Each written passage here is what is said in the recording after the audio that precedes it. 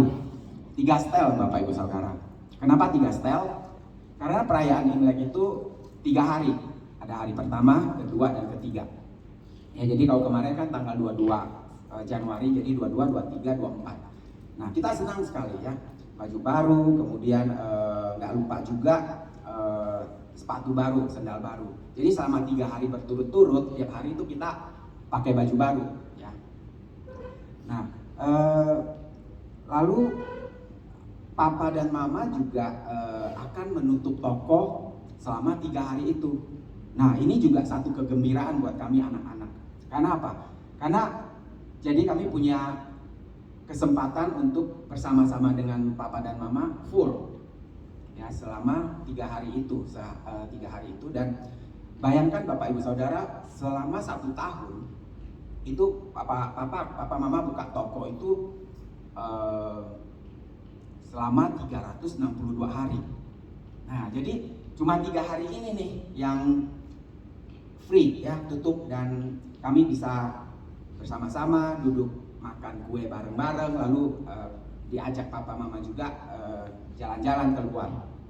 Itu setahun sekali. Ya. Kami nggak bisa menahan kegembiraan. Pokoknya sangat ditunggu-tunggu perayaan tahun baru ini. Lalu tersedia juga kue-kue ya, pastinya kue-kue apa? Kue keranjang misalnya, kue lapis legit ya. Lalu ada nastar ya, ada dodol duren ya. Kebetulan Pontianak terkenal juga dengan durennya, jadi dibikin dodol ya, lempok duren namanya. Lalu ada kerupuk, kacang, dan sebagainya. Nah, Papa juga akan membeli ya 1 dus minuman soda kaleng ya. Itu untuk dijamu ke tamu yang akan datang, yang bertamu. Dan juga untuk kami minum ya. Nah, jadi bisa dibilang setahun sekali itu kami hanya minum minuman soda kaleng ini 1 kali ya pas tahun baru. Tapi belakangan saya pikir ini hal yang baik juga, karena nggak boleh sering juga ya minum minuman manis begitu ya. Jadi setahun sekali kita menikmati minuman soda yang begitu nikmat itu ya. Nah, lalu kami akan pergi ke rumah nenek, ke rumah paman ya, ketemu sepupu, main-main bersama mereka. Kita juga main petasan Bapak Ibu Saudara di sana. Jadi petasan, yang ini jantungnya nggak kuat bisa ini. Nah, lalu masa tahun baru Imlek ini itu juga masa panen buat anak-anak. Panen apa? Panen angpau Bapak Ibu Saudara.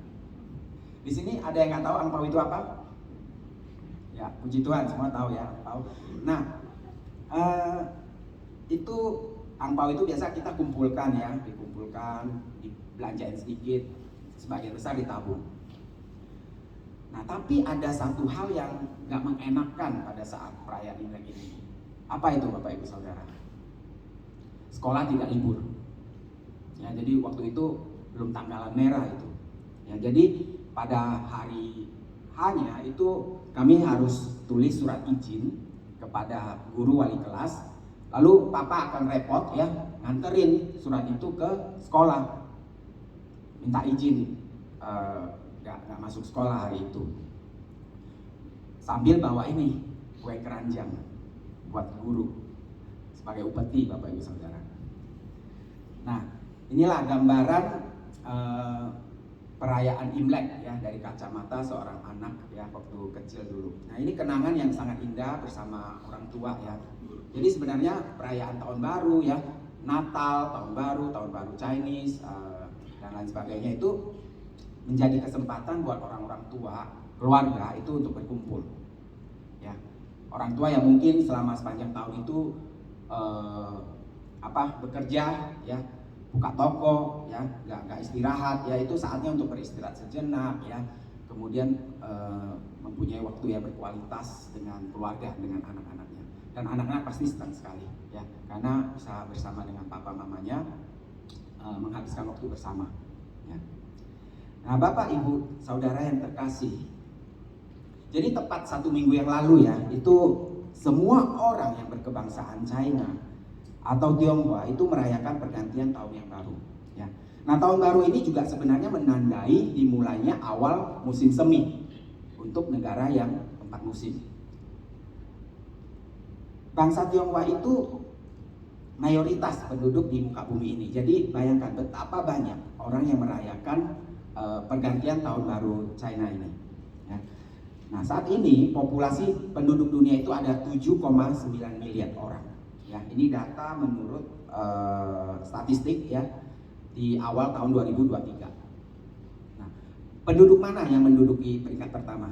Penduduk negara China. Ya, itu ada sekitar 1,42 miliar. Kemudian dilanjutkan peringkat keduanya penduduk India. Ya, penduduk India kurang lebih 1,4 miliar. Lalu seterusnya yang ketiga itu penduduk Amerika Serikat. Ya, nah penduduk Amerika Serikat ini jumlahnya nggak sesignifikan China dan India tadi. Itu sekitar 340 juta. Nah, lalu ada peringkat keempat, Bapak Ibu Saudara. Siapa peringkat keempatnya? Indonesia. Ya, Indonesia itu menduduki peringkat keempat populasi terbanyak di dunia, sebanyak 274 orang. Ya, 274 orang. Ini angka-angka ini bukan saya yang hitung sendiri ya, Bapak Ibu Saudara. Capek. Nah, ini dihitung oleh statistik. Jadi kembali ke populasi nomor 1 di dunia itu, yaitu bangsa China. Ada 1,42 miliar orang. Itu adalah sekitar kalau dihitung dibagi dengan jumlah total penduduk itu 18%. Ya. Jadi bayangkan seminggu yang lalu ada 18% penduduk dunia yang merayakan pergantian tahun ini. Mungkin lebih. Kenapa? Karena ini 18% ini kan hanya penduduk yang di negara China. Belum lagi keturunan-keturunan China yang tersebar di dunia ini ya. Di kota-kota besar kalau Bapak Ibu perhatikan itu banyak sekali pasti ada yang namanya Chinatown ya, Chinatown. Contoh Chinatown yang paling tua itu ada di kota San Francisco, lalu ada di Manila juga di Filipina. Ya, itu orang Chinese itu menyebar kemana-mana. Ya, jadi mungkin saya bisa bilang sekitar 20% lebih itu merayakan pergantian tahun. Bayangkan Bapak Ibu Saudara, berapa loyang kue lapis legit yang terjual pada saat itu. Berapa kilo jeruk oncam ya, jeruk yang warna kuning itu terjual. Kita pakai jeruk kuning kenapa? Karena kuning itu lambang emas, Bapak Ibu Saudara. Kita nggak pakai jeruk ini ya, jeruk yang warna hijau ya. Kita pakai jeruk yang kuning. Ya.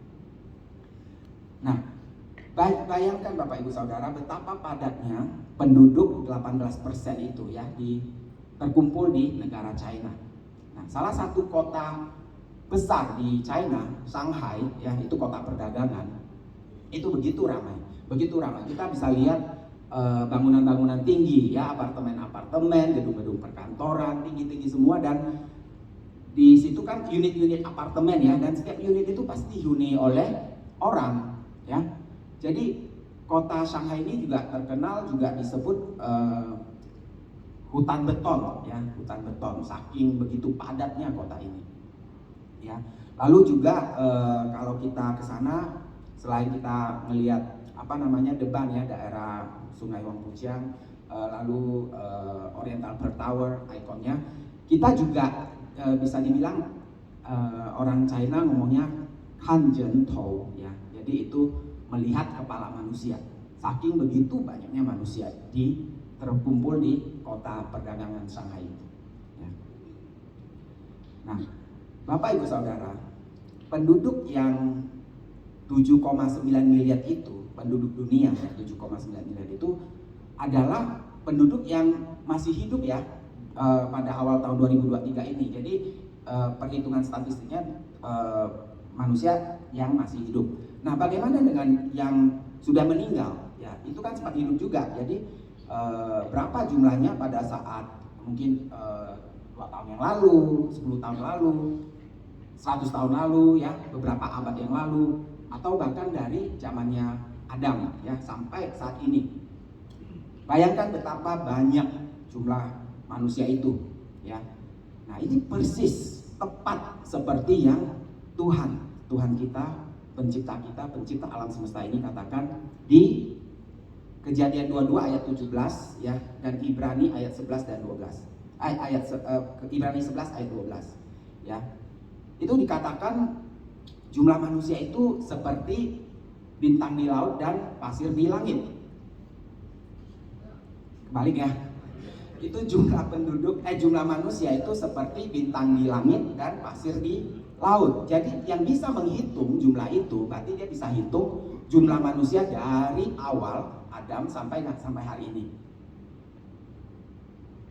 Dan nggak ada yang bisa menghitung, ya. Nggak ada yang bisa menghitung. Luar biasa Allah kita. Amin. Bapak Ibu Saudara, dalam 15 tahun ini, 15 tahun terakhir ini saya banyak bepergian ya, jadi traveling. Dan kemanapun saya pergi ya, kadang saya ke kota besar, kadang juga ke pelosok-pelosok ya, itu saya melihat begitu banyak manusia yang tersebar di muka bumi ini ya, di jalan-jalan yang sibuk ya, lalu di unit-unit apartemen, bangunan apartemen yang tinggi-tinggi itu, lalu di tempat-tempat wisata ya, bahkan di pelosok juga ya, yang waktu saya ke sana saya nggak mengharap ada manusia di situ karena pengen sepi ya, ternyata ada juga ya keluarga, penduduk yang ada di daerah itu. Kalau kita mau melihat manusia ya yang begitu berjubel dalam satu waktu, nah itu kita bisa ambil contoh satu daerah di kota Tokyo ya. Kota Tokyo juga termasuk kota terpadat di dunia ya, di Jepang. Itu nama areanya Shibuya ya. Shibuya ini terkenal dengan persimpangannya yang begitu lampu merah, itu jumlah manusia yang nyebrang di persimpangan ini itu begitu banyak ya, begitu banyak. Konon ada sekitar hingga 3.000 manusia yang menyeberang pada satu waktu. Ini terkenal dengan nama Shibuya Crossing ya. Daerah Shibuya ini juga terkenal dengan patung Hachiko-nya Bapak Ibu Saudara. Tahu Hachiko ya? Hachiko itu anjing ya yang setia kepada majikannya ya. Ada filmnya juga itu. Nah, ini baru satu daerah ya, satu daerah di satu kota, di satu negara. Bagaimana dengan daerah lain ya? Ya, daerah Ginza, daerah Omotesando, di Jepang, di kota Tokyo, Kyoto, di mana, di negara lain ya, di benua lain. Bisa dibayangkan betapa banyak jumlah manusia itu ya. Nah, beberapa tahun lalu saya sering ke kota Bandung ya. Itu saya biasanya berangkatnya Jumat malam, kemudian kembali ke Jakarta Senin dini hari untuk kemudian kembali ke kantor untuk bekerja. Nah, saya menggunakan kereta Bapak Ibu Saudara, karena kalau kereta itu udah pasti 3 jam 15 menit kita udah sampai di stasiun Bandung. Baliknya juga sama, 3 jam 15 menit.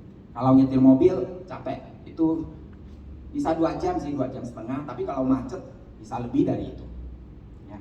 Nah, saya pikir waktu itu Senin subuh saya bangun pagi, keretanya jam 5 dari Bandung balik ke Jakarta jam 5. Jadi saya udah harus di stasiun, biasanya saya jam 4.30 saya udah tiba di stasiun Bandung.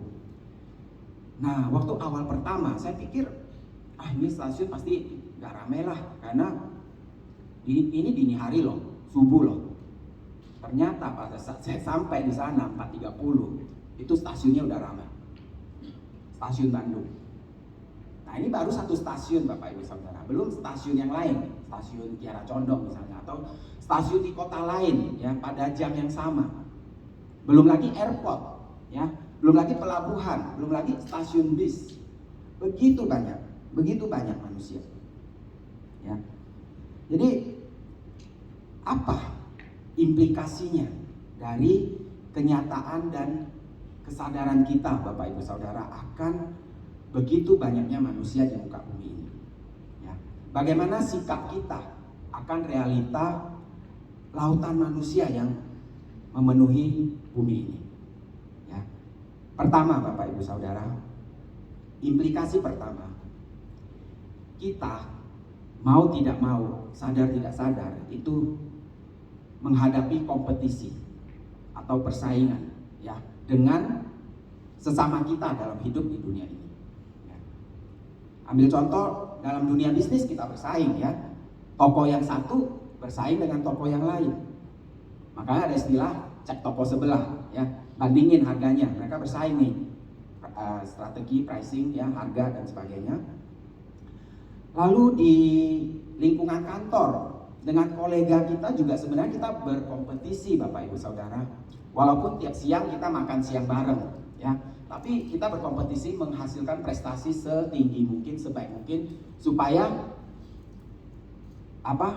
menyenangkan dan mendapat reward dari atasan kita. Betul? Nah, lalu di kampus, ya, sekolah, sebenarnya kita juga bersaing, ya, dengan teman-teman kita, ya, bersaing untuk mendapatkan nilai yang baik, ya. Nah, lalu di lingkungan keluarga juga. Nah, mau nggak mau sebenarnya kadang, ya, ini kadang, mungkin nggak semua, ya, orang tua itu bisa bandingkan anaknya yang satu dengan anaknya yang lain, sehingga sesama saudara itu juga bersaing, ya. Contoh simpel aja, ya, contoh sederhana. Seorang ibu negur anaknya yang bungsu.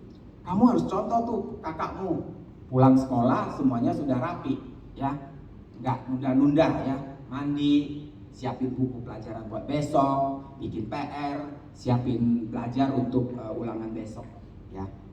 Nah, itu jadi orang tua itu biasanya suka bandingin juga, ya. Jadi mau anaknya lebih pintar, nggak kalah dengan sepupunya mungkin, ya. Nah, Bapak Ibu Saudara, hampir semua bidang kehidupan itu terdapat kompetisi. Nah, dalam kompetisi itu ada unsur perbandingan, ya, dibandingkan yang satu dengan yang lain. Nah, perbandingan ini itu diaplikasikan untuk mengukur segala sesuatunya. Kompetisi atau persaingan ini saya lihat dari kacamata positif, ya, Bapak Ibu Saudara. Jadi dengan adanya kompetisi sebenarnya kita dipacu untuk memberikan prestasi sebaik mungkin. Kita dengan ada persaingan, ada sparring partner namanya, ya, saling berlomba untuk mencapai menghasilkan karya-karya yang lebih berkualitas lagi, ya, mencapai prestasi yang lebih tinggi lagi, ya, supaya kalau dibandingin kita lebih bagus, lebih baik gitu. Nah, itu sisi positifnya, dan itu juga bisa membuat kita mencapai versi terbaik kita, ya, dari potensi yang Tuhan sudah berikan buat kita, ya. Bukan tidak kebetulan Tuhan mengizinkan adanya teman-teman atau rekan bisnis atau toko saingan, yaitu untuk memacu, mengeluarkan potensi maksimal dari diri kita, ya. Nah, dengan melihat begitu banyaknya manusia yang hidup dan tersebar di muka bumi ini, Bapak Ibu Saudara, termasuk juga begitu banyaknya orang-orang percaya, ya, orang-orang percaya, orang-orang Kristen, anak-anak Tuhan di muka bumi ini juga nggak sedikit, ya, nggak sedikit. Mari saya ajak Bapak Ibu Saudara untuk melihat dari perspektif kualitas hidup kita di mata Tuhan. Jika kita dibandingkan dengan orang-orang percaya, ya, sesama kita, sesama saudara seiman kita yang tersebar di muka bumi ini. Atau mungkin tidak perlu jauh-jauh, ya, kita lihat juga sesama orang percaya yang kita kenal dekat, ya, di gereja ini atau satu GSKI Bali, atau GSKI satu Indonesia, ya, belum gereja lain dan sebagainya.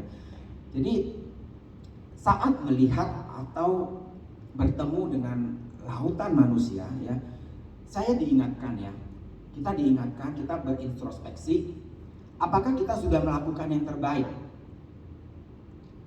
atas apa yang Tuhan kehendaki, atas apa yang Tuhan perintahkan buat kita, ya, apa yang firman-Nya kehendaknya buat kita, apakah kita sudah melakukan itu dengan baik dibandingkan dengan sesama orang percaya, dengan sesama rekan saudara seiman kita, ya. Ini dalam arti positif, ya, Bapak Ibu Saudara.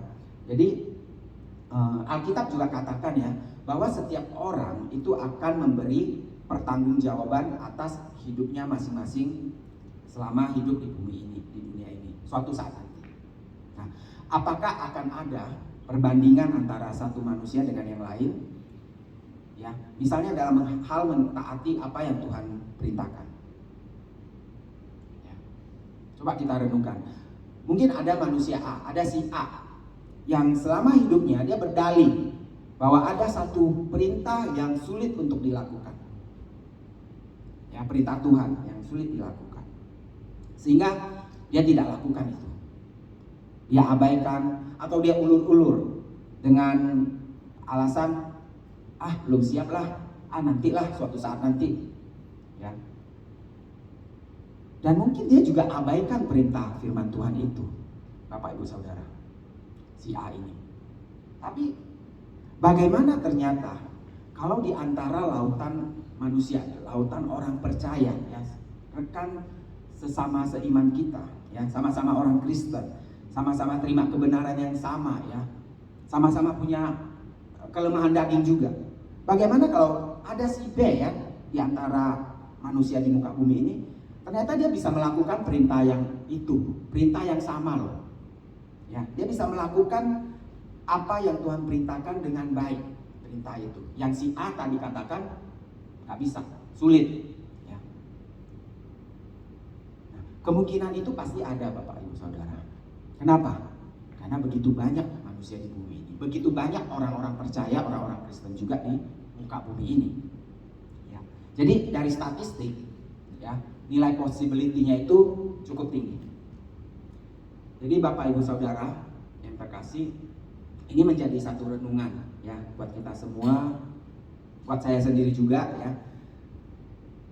Bagaimana jika ternyata sesama kita orang-orang Kristen, ya, sama-sama manusia, sama-sama punya kelemahan daging, ternyata dia bisa melakukan apa yang selama ini kita abaikan dengan berbagai alasan, ya.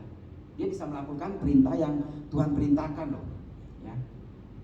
Dia bisa patuh, dia bisa berjuang susah payah, bahkan sampai mau menderita, menyangkal diri, benar-benar meninggalkan manusia lamanya demi melakukan firman perintah Tuhan yang sementara kita abaikan itu. Ya, ini satu refleksi buat kita semua, Bapak Ibu Saudara. Melihat lautan manusia di muka bumi ini, kalau Bapak ke pasar, Bapak Ibu ke pasar, di jalanan lihat begitu banyak manusia. Coba renungkan hal ini. Apakah diri saya sudah berkenan melakukan apa yang Tuhan perintahkan? Ya. Bagaimana jika ada orang yang berdalih, saya sulit mengampuni, ya. Tapi ternyata ada manusia di antara lautan orang percaya itu, ada loh yang bisa mengampuni, bahkan dengan kasus yang lebih berat dari yang kita alami, yang kita nggak bisa ampuni. Ya. Beberapa tahun lalu ada satu kasus, ya, di Jakarta, ya, kejadiannya di Bekasi. Itu ada anak gadis yang dibunuh oleh mantan pacarnya. Bagaimana sikap orang tua gadis yang dibunuh ini terhadap si pembunuh?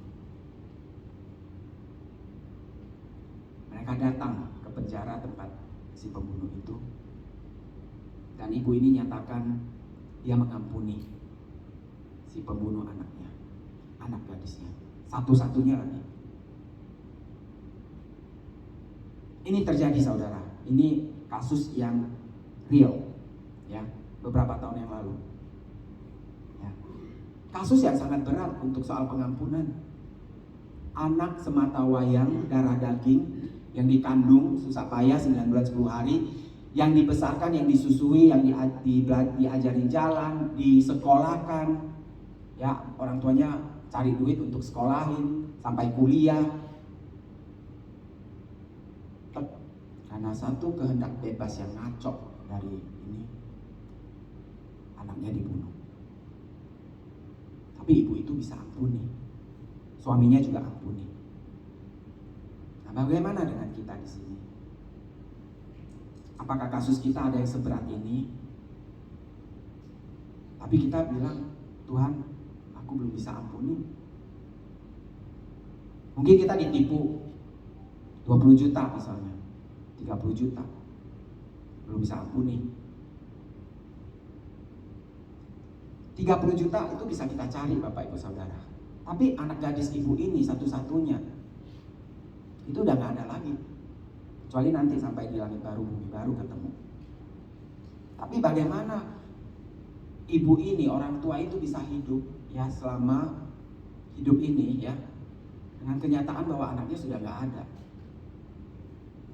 Dan mereka memilih untuk taat firman Tuhan, ampuni. Ini kasus sulit saudara, kasus yang sangat besar. Ya. Bagaimana dengan kita? Ya bagaimana dengan kita? Kasus yang lebih ringan tapi kita nggak bisa ampuni.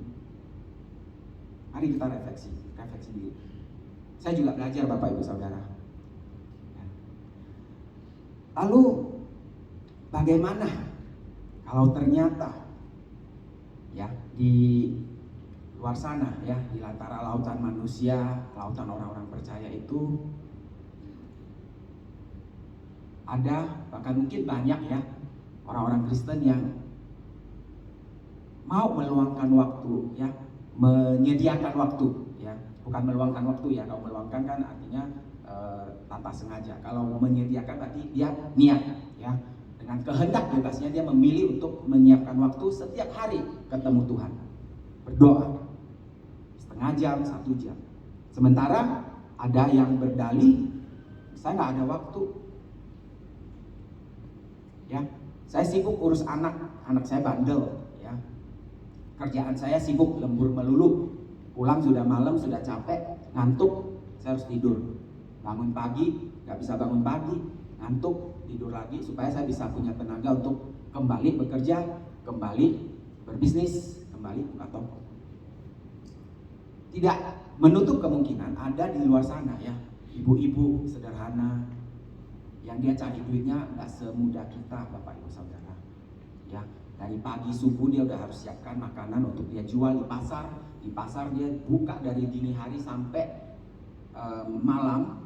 Pulang dia masih harus ngurus anaknya, masak, harus cuci baju karena nggak punya biaya untuk gaji pembantu, nggak punya biaya untuk laundry ya, laundry kiloan ya, sekarang ini banyak laundry kiloan. Tapi dia masih bisa menyediakan waktu untuk duduk diam di kaki Tuhan, berdoa setiap hari. Walaupun sepanjang hari dia bekerja di pasar ya, buka dari subuh sampai malam, dia cuma dapat 50.000. Sementara ada yang cukup kerja 5 jam, dia udah dapat 300.000 misalnya. Tapi nggak punya waktu berdalih, nggak punya waktu untuk berdoa, untuk ketemu Tuhan penciptanya setiap hari. Bagaimana kalau ternyata di luar sana sesama orang percaya ada yang bisa hidup suci, yang mau bayar harga, yang menjaga mati-matian agar dia punya pikiran dan hati yang bersih, tidak kotor. Sementara ada yang mengabaikannya. Oh, saya nggak bisa hidup suci, godaan begitu banyak, saya juga masih daging nih, masih lemah daging saya. Lah, sama-sama orang Kristen, sama-sama orang percaya, sama-sama punya Tuhan Yesus, sama-sama punya Roh Kudus yang sama. Tapi kenapa si B bisa, si A bilang nggak bisa? Ini soal apa Bapak Ibu Saudara? Ini soal ketetapan hati. Ini soal tekad, soal kehendak bebas yang ditekadkan untuk memilih hidup kudus di hadapan Tuhan seperti yang Tuhan minta. Ya, sama-sama punya kelemahan daging loh. Ya, sama-sama dengar firman yang sama, Roh Kudusnya juga sama. Yang bedakan tekad kita, kehendak bebas kita. Ya, untuk mau datang ke Tuhan, ketemu Tuhan pagi hari, ketemu Tuhan malam hari, ya, mengakui dosa-dosa kita, menceritakan hari-hari kita kepada Dia, bukan sekedar meminta, tapi juga bertanya, apa mau Engkau Tuhan untuk aku lakukan dalam hidupku, untuk aku lakukan besok, untuk aku lakukan lusa, untuk apa yang Engkau mau untuk aku lakukan dalam hidupku. Ya. Dia mau menjaga keintiman dengan Tuhan. Dan tanpa hidup suci, keintiman itu rasanya hambar, Bapak Ibu Saudara. Rasanya gak connect. Padahal Tuhan mau connect dengan kita, mau intim dengan kita. Ya. Ini soal tekad, soal keinginan, kehendak bebas kita yang memilih. Ya. Bagaimana ternyata ada istri-istri di luar sana yang tetap setia pada suaminya, walaupun suaminya sedang di PHK, sedang nggak dapat sedang lagi nggak bekerja, sehingga ibu ini dengan rendah hati dia menggantikan peran suaminya, banting tulang, urus anak, cari duit untuk kebutuhan rumah tangganya, dan dia tetap menghormati suaminya tanpa berkeluh kesah. Bagaimana jika di luar sana ada suami yang tetap setia pada istrinya, walaupun di kantor dia banyak godaan, sekretaris cantik, ya, waktu keluar kota juga lagi sendiri banyak godaan, ya, tapi dia tetap setia, dia memilih untuk setia, dia bertekad untuk setia dan dia melakukannya. Tapi ada orang lain, ada yang dengan dalih godaan, saya nggak sanggup, daging saya lemah, saya kesepian. Ya. Tapi ada di luar sana suami-suami yang setia. Di sini juga saya percaya Bapak Ibu setia dengan pasangannya. Amin. Ya, puji Tuhan. Ya, jadi ini pilihan Bapak Ibu Saudara. Kita bisa beralasan daging lemah, bisa beralasan masih proses dan sebagainya. Tapi jangan sampai di luar sana, dan kita tahu ada di luar sana antara lautan manusia, lautan orang percaya, orang-orang Kristen, itu bisa melakukan persis seperti apa yang Tuhan kehendaki. Dan dia lakukan itu bukan dengan mudah, Bapak Ibu Saudara. Itu salibkan daging itu sangkal diri, itu tinggalkan kodrat dosa, tinggalkan manusia lama, menjadi manusia baru, ya, menjadi manusia baru. Dan itu ada harga yang harus dibayar, ya, ada harga yang harus dibayar. Ya.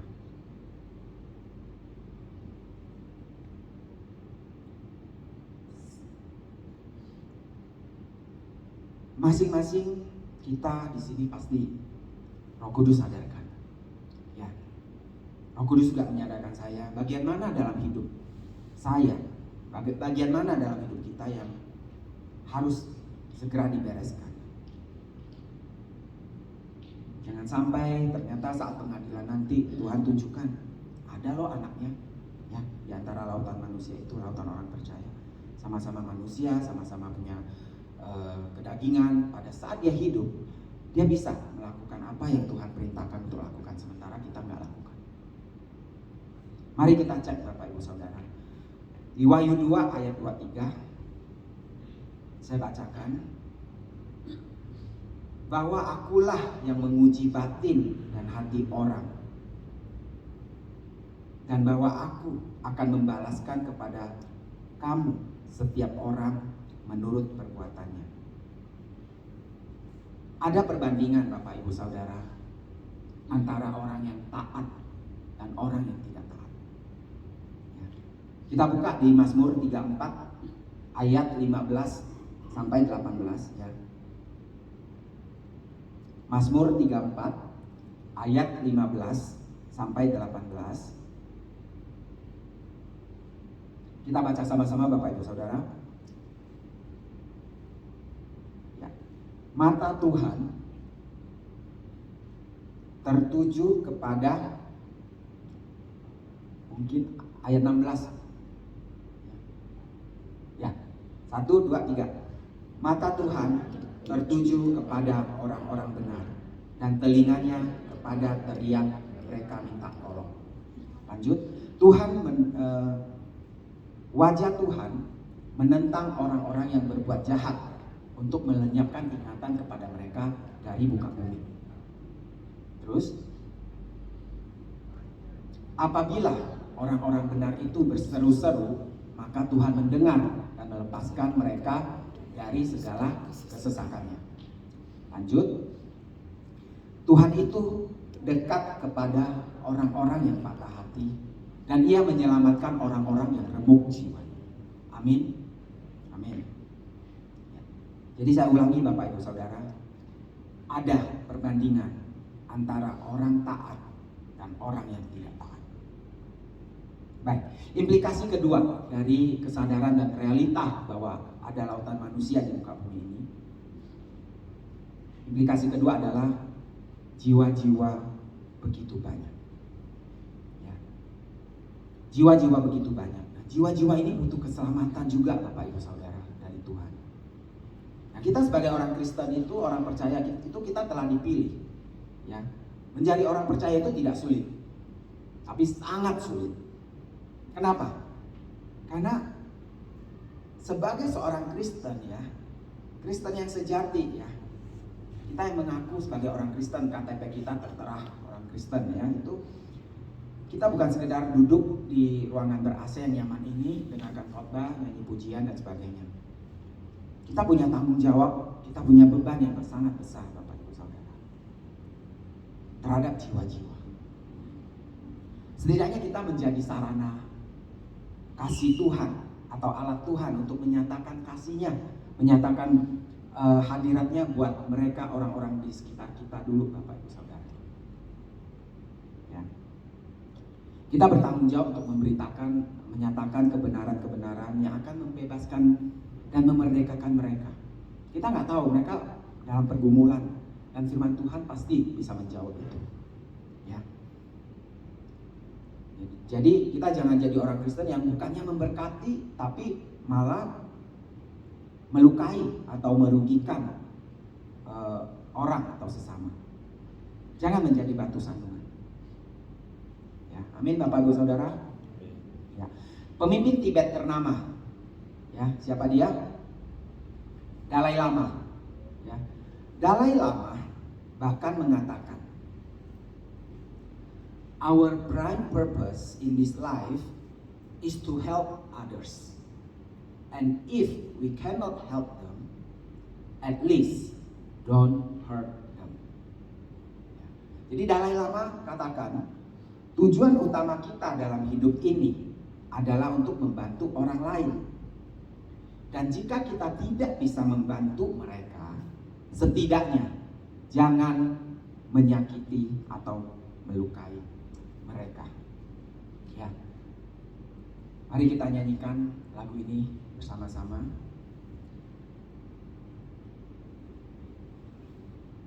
Tuhan, aku minta memiliki hatimu,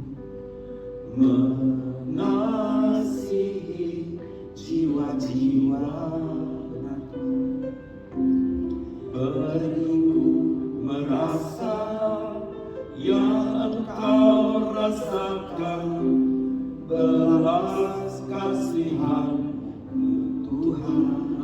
Nyatakan kerinduan kita. Buatku memandang mereka yang terhilang, seperti Tuhan memandang jiwa-jiwa ada di tengah kami Bapak Ibu. Beriku beban dalam hatiku, seperti beban di hatimu. Tuhan, aku minta. Katakan, Tuhan, aku minta memiliki hati untuk jiwa-jiwa Tuhan, mengasihi. Kami memikul beban dan tanggung jawab itu sebagai orang Kristen. Mau gak mau, merasa yang Engkau rasakan, biar kami berbagi bebanmu Tuhan. ini belas kasihan-Mu untuk jiwa-jiwa. Waktu memandang mereka yang terhilang, seperti Tuhan memandang. Amin Tuhan. Beriku beban dalam hati, Kami mau berbagi beban dengan Engkau. seperti beban. Pakai kami untuk jiwa-jiwa sekitar kami, Bapak. Jadikan tanganku Jadikan tangan kami sebagai tangan-Mu, jadikan matamu, jadikan matamu jadikan matamu sebagai matamu, sebagai matamu, segenap hidupku, segenap hidup kami untuk itu. segenap milikku, Segenap milik. segenap milikku, semua hanya bagi kerajaan. Jadikan tanganku, Jadikan Bapa kami. tanganmu, jadikan tanganku, kami jadi uluran tanganmu Tuhan. Yes, oh. jadikan Ini matamu, doa kami Tuhan. jadikan mataku sebagai matamu, sebagai matamu, segenap hidupku, Segenap hidup segenap hidupku, segenap milikku, semuanya bagi Engkau. semua hanya bagi kerajaan-Mu. Yes, oh. Ini doa kami, Bapak. Ini doa kami. Kerinduan kami melihat lautan manusia di luar sana. Kami diingatkan jiwa-jiwa. Kami bertanggung jawab membagi beban bersama Engkau atas jiwa-jiwa di sekitar kami, yang Kau tempatkan di sekitar kami. Bapak Ibu Saudara yang terkasih, implikasi ketiga dari kesadaran, dari kenyataan lautan manusia di luar sana. Apa implikasi ketiganya? Kita spesial Tuhan, Bapak Ibu Saudara. Kita spesial di mata Tuhan. Amin. Kita istimewa. Kita orang-orang yang terpilih dari berapa tadi? 7,9 miliar manusia. Lebih, ya lebih. Plus lagi dengan yang sudah meninggal. Ya. Kita dipilih, bukan kebetulan. Tuhan memilih kita. Artinya apa Bapak Ibu Saudara? Artinya Tuhan mempercayakan nama besarnya, nama baiknya, dan kerajaannya kepada kita. Dan kepercayaan itu bukan sekedar Tuhan berikan begitu saja. Tuhan perlengkapi kita Bapak Ibu Saudara. Tuhan berikan Roh Kudus.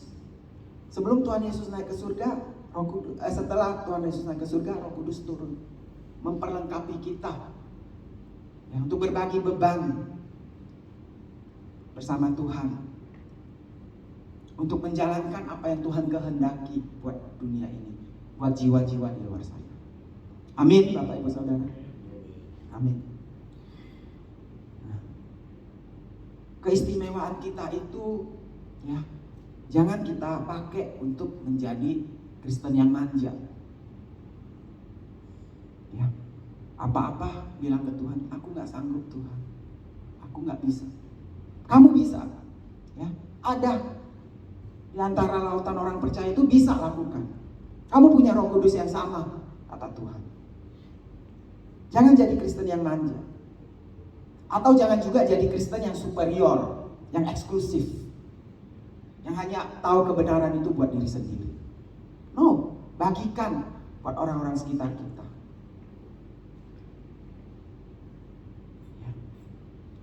Jadi di balik keistimewaan kita ya di antara lautan manusia ini, beban dan tanggung jawab besar mau tidak mau harus kita pikul. Biarlah kita menjadi anaknya yang outstanding, Bapak Ibu Saudara. Ya, apa itu outstanding? Istimewa. Ya.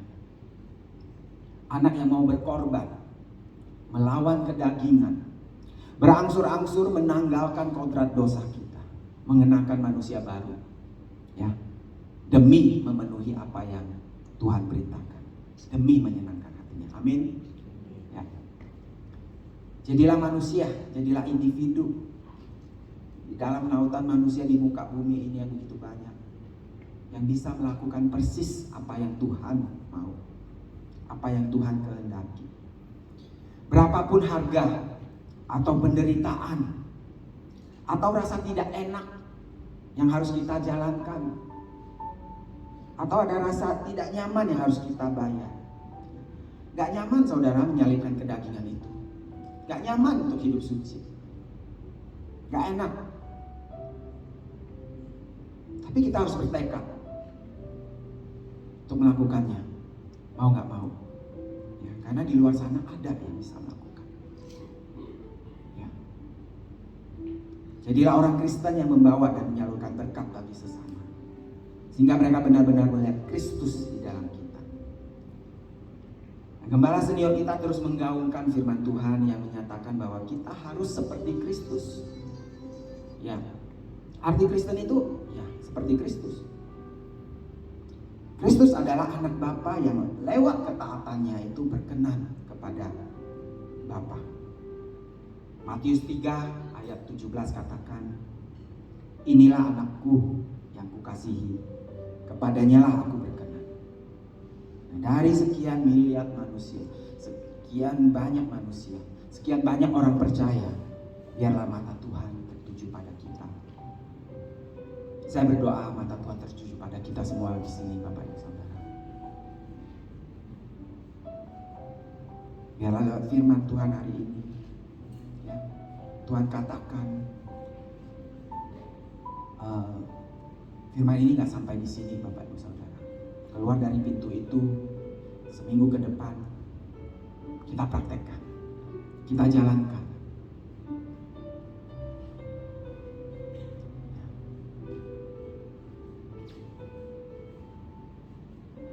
Mata Tuhan tertuju kepada kita karena kita istimewa. Dan suatu saat dia katakan, inilah anakku yang kukasihi, kepadanya aku berkenan. Mari kita naikkan ini. Kiranya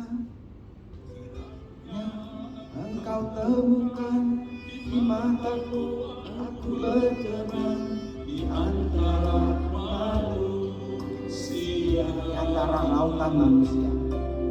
Itulah kehormatanku terindah dalam hidupku, kebahagiaan di hadiratku.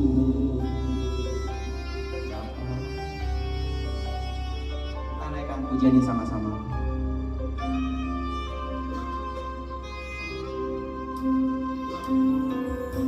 Bapa, dari ketinggian tatamu, Kau selidiki setiap Kau selidiki hati anak-anakmu di sini, Bapak. semua insan di bumi. Kau menguji Kau kami. yang menguji Yes, Lord. Bapa, kami sungguh merindukan menjadi anak kesukaan. anak kesukaan, Mampukan kami dengan Roh Kudus-Mu. seperti simfoni yang merdu di hadapan-Mu. Amin, amin. Kiranya engkau temukan di matamu, aku berkenan di antara manusia. Itulah kehormatanku terindah dalam hidupku, kebahagiaan di hadiratmu. Kiranya Engkau temukan anak-anakmu di sini. Aku berkenan Berkenan kepada Engkau. manusia. Amin, amin. Itulah kehormatanku terindah dalam hidupku, kebahagiaan di hadiratmu.